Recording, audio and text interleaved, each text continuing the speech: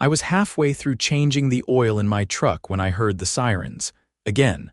I wiped my hands on a rag and looked up just in time to see a patrol car roll to a stop in front of my house.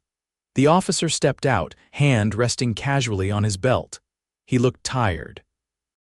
Probably because this was the third time in 2 months he'd been called to my driveway. And every single time it was because of her Glenda Rusk, the HOA vice president, self-appointed morality czar and full-time menace to the neighborhood. Let me back up. My name's Waylon Dorsey. I bought this house 8 years ago, and with it came a deeded parking spot right next to my garage. It's marked, documented, and mine just like the house. I even have the original closing paperwork in a fireproof box in my office, just in case. Never thought I'd have to use it to defend a slab of concrete, but here we are. 3 weeks ago, Glenda got elected vice president of the HOA after the previous one stepped down. She wasted no time. First, it was unsightly trash bins. Then she tried to force people to repaint mailboxes. But her real obsession, parking, she claimed my spot belonged to the HOA and accused me of stealing common property. I laughed. She didn't today, she went nuclear. I walked to the edge of the driveway and nodded at the officer. "Mornin', let me guess parking dispute," he sighed. "Yeah, miss. Rusk called, said you were illegally parked on HOA property and refused to move." I pointed at the ground. "You mean my spot that's in my deed?" Before he could respond, Glenda marched out of her house 2 doors down, clipboard in hand, sunglasses too big for her face. "That spot is for visitors, officer. It's not his." I turned to her. "Glenda, we've been over this. That spot came with the house. It's in my purchase agreement. You can't just rewrite property lines because you don't like where I park." She shot me a look like I'd insulted her dog. "Don't you raise your voice at me, Mr. Dorsey. As HOA vice president, I have the authority to regulate misuse of shared space." The officer raised a brow. "Ma'am, unless you have legal documentation showing this isn't his property, there's nothing we can do." "Oh, I do," she snapped. "I have the amended HOA map from last year. We rezoned that area as shared visitor parking." I nearly choked. "You what?" She pulled a folded paper from her clipboard and handed it to the officer. He scanned it, then handed it back. "This isn't a legal survey. This is a photocopy of a map someone drew in pen. It was voted on at the last meeting," she said proudly. I stepped forward, which I didn't attend because I was working a double shift. "Not that it matters, you can't vote away private property." "Then why don't we let the court decide?" she snapped. "I'll file a formal complaint with the HOA board." "You do that," I said. "And I'll show them the original deed with the parcel number and attached lot map." The officer looked between us, clearly done with the whole thing. "Unless someone's been assaulted or there's a real emergency, I'm heading out." He left. Glenda didn't. She stood there, arms crossed, watching me like a hawk as I walked back to my garage. I could feel her eyes burning into my back. That night, I installed a new security camera facing the driveway. Something told me this wasn't over, and I was right. 2 days after the officer left, I came home from a 12-hour shift and found a bright orange sticker slapped across my windshield. "Unauthorized vehicle subject to tow," it read in bold black letters. My heart dropped for half a second until I saw the signature scribbled at the bottom. "Approved by HOA VPG Rusk." I pulled out my phone and took photos from every angle, making sure the timestamp was clear. Then I peeled the sticker off carefully, tossing it in a plastic zip bag with a label. I wasn't about to let this slide. The next morning, I drove straight to city zoning and land records. The clerk, a soft-spoken guy named Barry, pulled my file from the archives. He laid out the original plat map, deed, and property line documentation on the counter. "Yep," he said, tapping a square with a pen. "This parking spot is explicitly included in your parcel. It was sold as a private easement attached to your home. It's not common property, no matter what your HOA thinks." I asked him for certified copies, which he printed and sealed in a manila envelope, then handed over with a nod. If they try to tow you again, they're violating municipal code. Could even be considered property interference. That was all I needed to hear. I spent the rest of the day filing a cease and desist letter through my attorney, a friend of my cousin who owed me a favor. We sent it directly to the HOA board and CC'd the city's Community Affairs Office, along with photographic evidence and the certified land documents. I also filed a report with the local precinct documenting the sticker incident as attempted interference with private property. By that evening, the neighborhood group chat, which I rarely paid attention to, was blowing up. Apparently, Glenda had gone door to door handing out flyers claiming I was abusing the system and refusing to follow newly adopted HOA guidelines. She even included a QR code to a petition to remove me from my own spot for community harmony.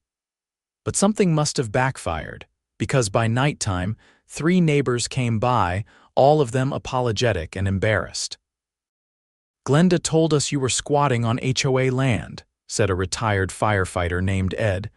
"Didn't know it was in your deed. She left that part out." "She tends to leave a lot out," I said, handing him a copy of the city-certified map. He whistled low. "She's in for it." The next morning, I was sipping coffee on the porch when a tow truck rolled down the street. It pulled right into my driveway. I stood. The driver stepped out holding a clipboard. "Got a dispatch call to remove a gray Silverado from this location." "You're looking at the owner," I said. He blinked. "This spot yours?" I handed him the certified deed copy. "This is private property. If you touch my vehicle, it's trespassing. I've already filed with the city and the police." "Want me to call them now or after you hook it?" He studied the document, then the driveway, then back to me. "Nope, not worth it." He climbed into the cab and made a U-turn. Glenda was standing at the end of her walkway, arms stiff at her sides. She shouted something I didn't catch, then stormed back inside. That afternoon, I called the city's Neighborhood Legal Advisory Board and requested a formal review of the HOA's recent amendments, including their so-called rezoning map. I sent them scanned copies of every flyer, sticker, and petition page I'd collected, along with a copy of the tow dispatch order. They told me it would take about a week, but they'd prioritize it due to potential HOA overreach. 4 days later, I noticed something strange. A large manila envelope had been slid halfway under my doormat. No postage, no name. Inside were 5 pages of internal HOA email printouts. The top email made my jaw tighten. It was from Glenda, sent to the rest of the board.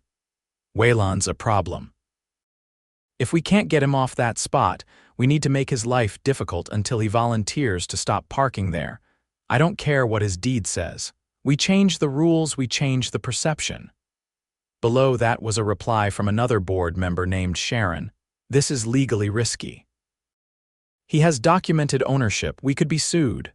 Glenda replied, "He won't sue. He's just a mechanic or something." I read that line 3 times. I'm a trauma nurse at the county hospital. The emails continued. One mentioned trying to incentivize the tow company with a small donation from the HOA discretionary fund. Another suggested losing my annual HOA dues payment to put me in delinquency and start fines. The last email chilled me. "If we can fine him 3 times, we can file for lien proceedings under the bylaw amendment. That'll force him to comply or sell." I snapped a photo of every page and sent them to the Neighborhood Legal Advisory Board along with a brief summary. Then I called my attorney and asked if this qualified as criminal conspiracy. He said it did. We contacted a local reporter who had covered HOA abuse cases before. She met with me 2 days later, sitting in my living room with a recorder, notepad, and a lot of strong opinions about power-mad HOA boards. I gave her everything: the sticker, the tow order, the emails, the certified deed, even the QR code Glenda used to launch her fake petition. She was gone 40 minutes and promised to call before the article went live. That night, I received a call from a blocked number. "Waylon Dorsey, speaking." This is Detective Alvarez from the County Sheriff's Department. We received a report concerning potential HOA fraud and civil conspiracy. I'd like to schedule a time to speak in person. We met the next morning and I laid everything out. He took a dozen photos, recorded my statement, and said they'd already begun interviewing board members. Apparently, Sharon, the one who warned Glenda in that email, had come forward voluntarily. By the end of that week, 3 events happened in rapid succession. First, the city issued a temporary injunction halting all HOA enforcement actions related to parking until a full review could be completed. Second, the sheriff's office confirmed it had opened a joint investigation with the district attorney's office into the HOA's misuse of funds, attempted fraud, and harassment of residents. And third, the article went live. The headline read, "Local HOA VP caught targeting homeowner in parking conspiracy documents reveal attempted lien scheme." It went viral. Neighbors who had avoided me for weeks now crossed the street just to say hi. Ed taped a copy of the article on his mailbox. One woman baked me a pie. Even the mailman gave me a thumbs up. But the real show came the following Tuesday when the HOA held an emergency meeting at the community clubhouse. The room was packed. Cameras, residents, 2 city council reps, and one very uncomfortable-looking Glenda sitting up front with 3 empty chairs beside her. The rest of the board had resigned.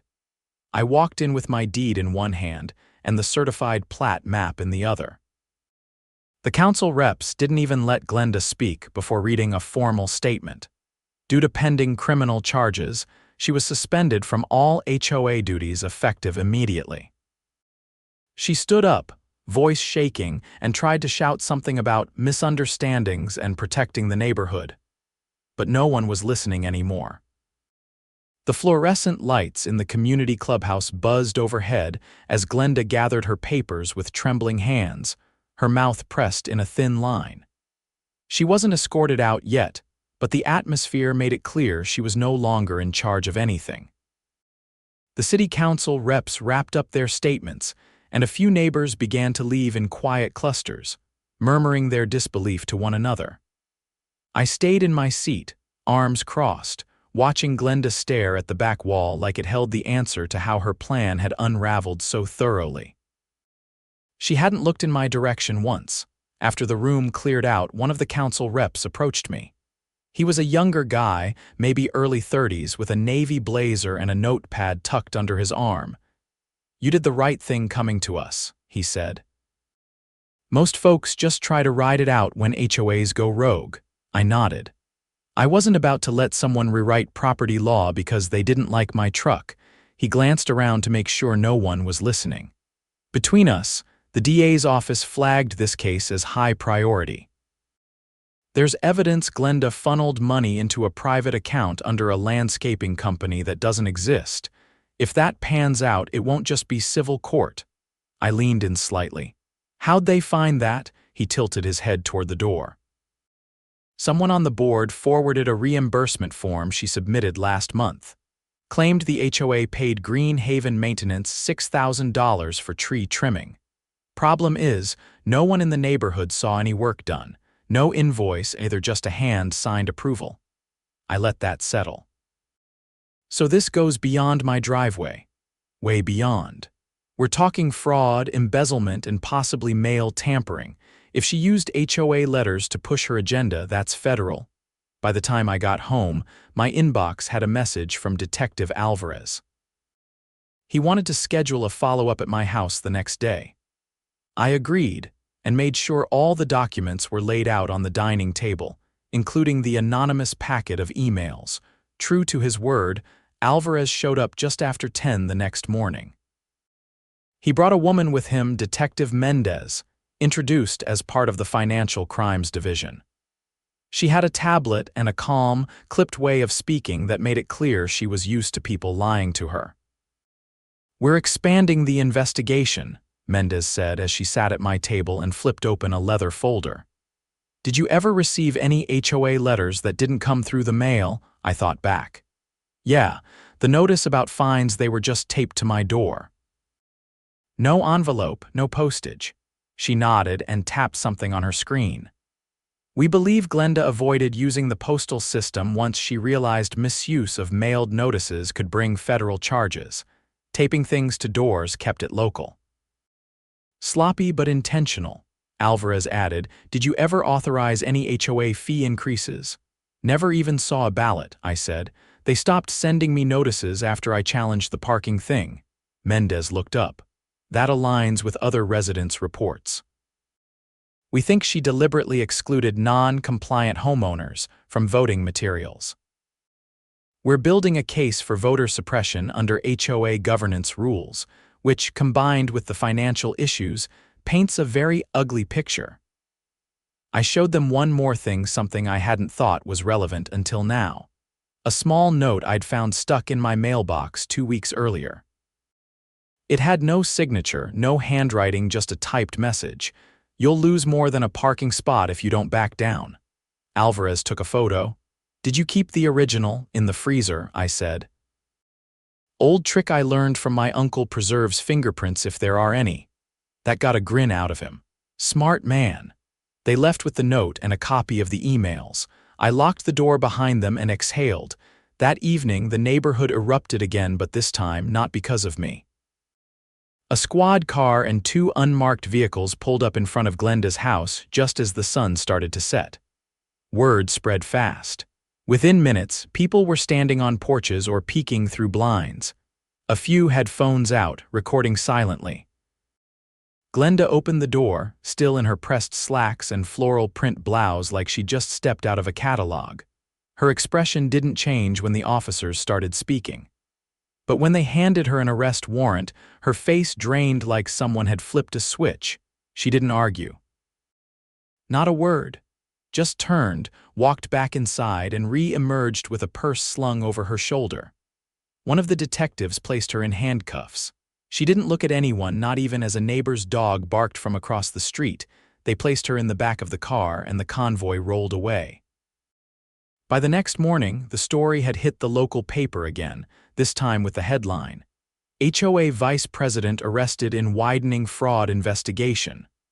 It listed charges: wire fraud, embezzlement, falsifying governance documents, and attempted coercion. They also mentioned the anonymous tip that kicked off the deeper probe. Someone had forwarded internal records to the DA's office weeks before the parking dispute even started. I had a suspicion who it was. Sharon, the only board member who tried to pump the brakes.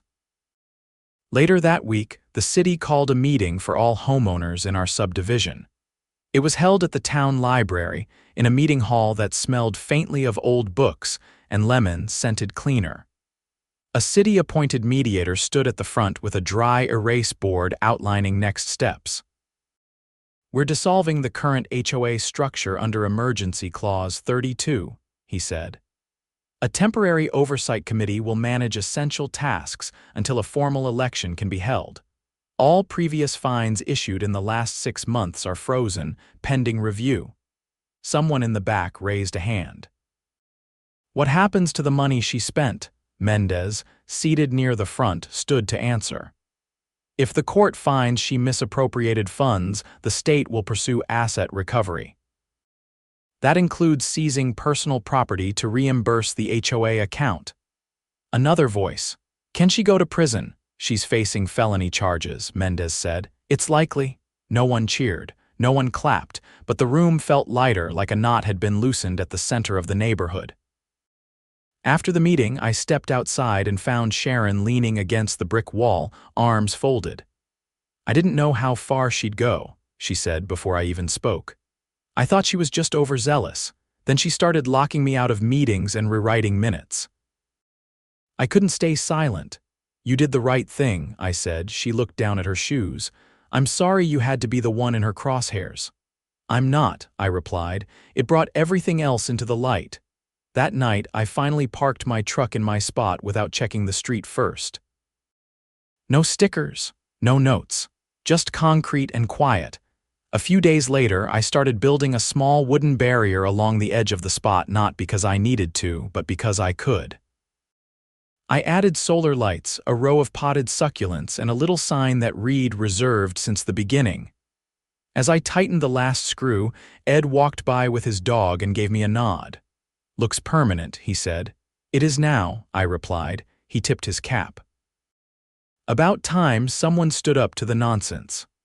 I didn't respond, just took a step back and looked at the space that nearly cost me peace, time, and a whole lot of sanity. It wasn't just a parking spot anymore.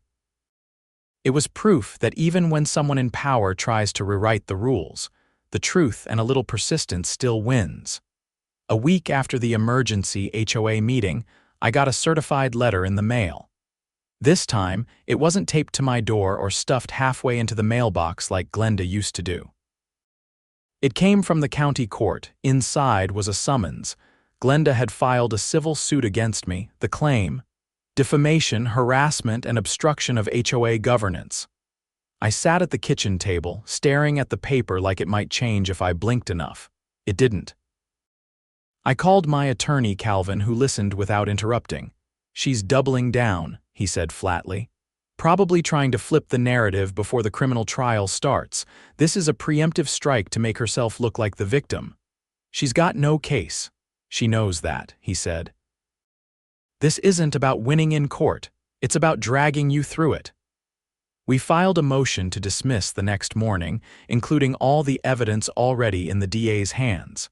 Calvin also requested the court penalize her for abuse of process. That was the legal term for what she was doing, using the system to harass someone with no legitimate claim. While that was in motion, I got a call from someone I didn't expect. It was the new interim chair of the HOA Oversight Committee, a quiet man named Howard Kessler.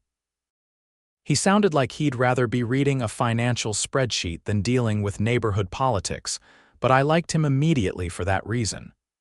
"I've reviewed your documents," he said. "You're the only homeowner with a deeded parking space." It was a one-time variance granted during construction when the developer's brother bought the unit before public sale. It was recorded properly. "You're in the clear," I exhaled. "Appreciate it." "There's something else," he said. "We pulled financials from the last 6 years. Glenda's name is on over 40 reimbursements that don't line up with any actual work. We flagged 17 that were submitted during her time as vice president. The DA's office is requesting forensic audits now." I wasn't surprised. But hearing the scale of it laid out like that made my skin crawl. Howard continued, "We're contacting all homeowners to let them know about a temporary HOA fee freeze. Until the audits are complete, we're not collecting another dime. We'll also be holding a vote to dissolve the current bylaws and replace them under city oversight." "Sounds like a clean start," I said. "That's the idea." The next day, I was back at the hospital. It felt good to focus on something that didn't involve lawsuits or meeting minutes. I was halfway through a shift when Calvin called again. "The judge tossed her case this morning." I stepped into the break room, shutting the door behind me. "She show up?" "Nope. Her attorney withdrew last minute. Apparently she stopped paying him after the arrest."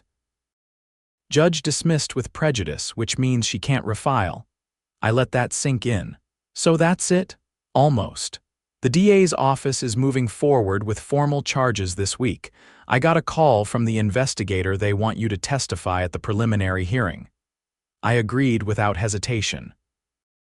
The hearing came 3 days later. The courthouse was smaller than I expected, the kind of place where everyone knew each other's names and even the bailiff handed out coffee in the waiting area. Glenda was there, seated next to a public defender, looking withdrawn. Gone was the sharp blouse and clipboard. She wore a gray cardigan and flats. Her expression never changed. The state laid out its case in quiet, methodical detail.